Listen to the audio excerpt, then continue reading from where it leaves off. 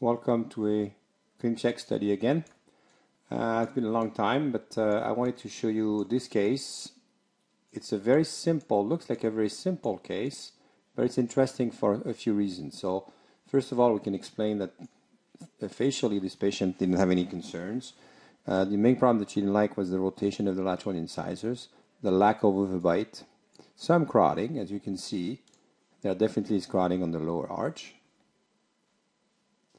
and there is crowding on the upper arch, and also some rotation of the tooth number 12.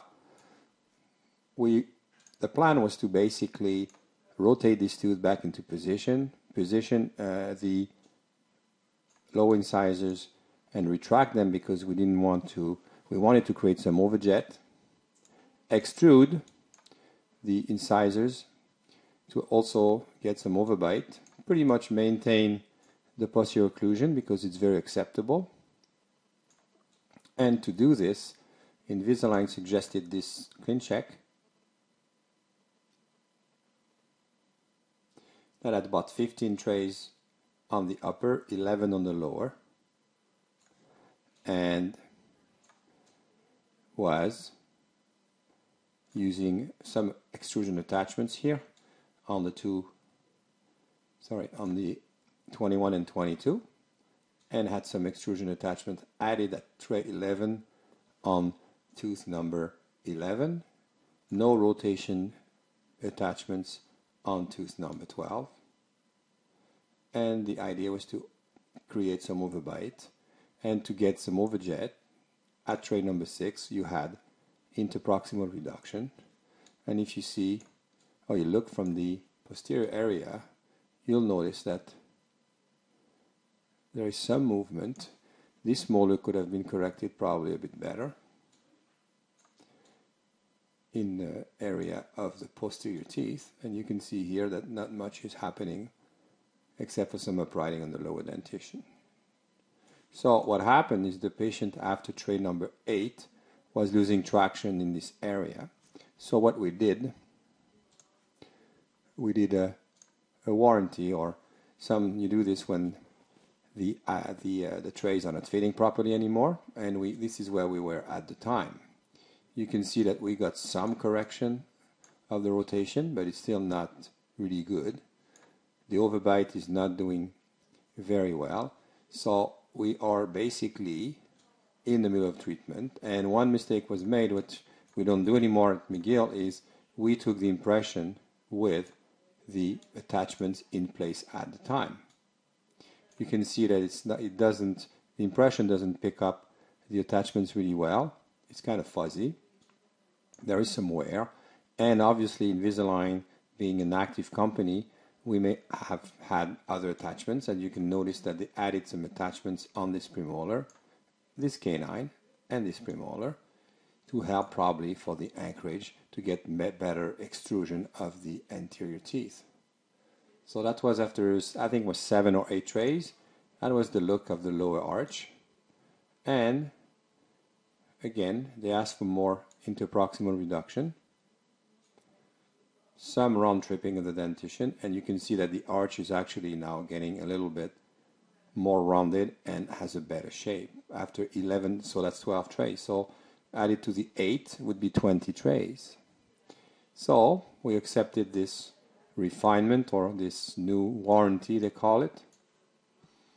And what happened is, again, after roughly a year treatment, we got the case back, and you can still see that the rotation is a bit better here, but it's not incredibly perfect. The bite is actually not getting any better, but that can be expected because, again, you wear aligners for a long time, so you tend to have some open bite in the posteriors with the aligners. This side is actually a bit better. Again, same mistakes that we don't make anymore.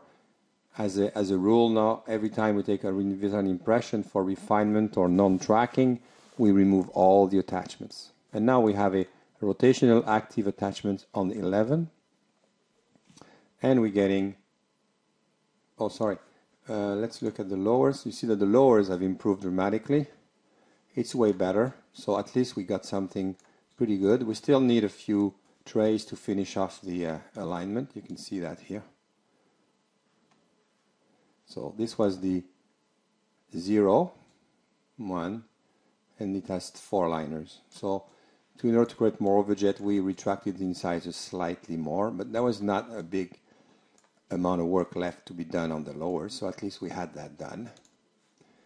At 0, you can see the aligners were able to correct some of the rotations, but these teeth are too straight. This tooth is still rotated, so it doesn't make for a nice arch.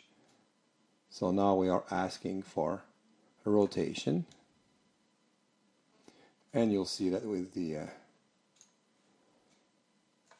trays now, we are getting, the main problem we seem to have is the inability of Invisalign to predictably give us the overbite we're looking for, as you can see now.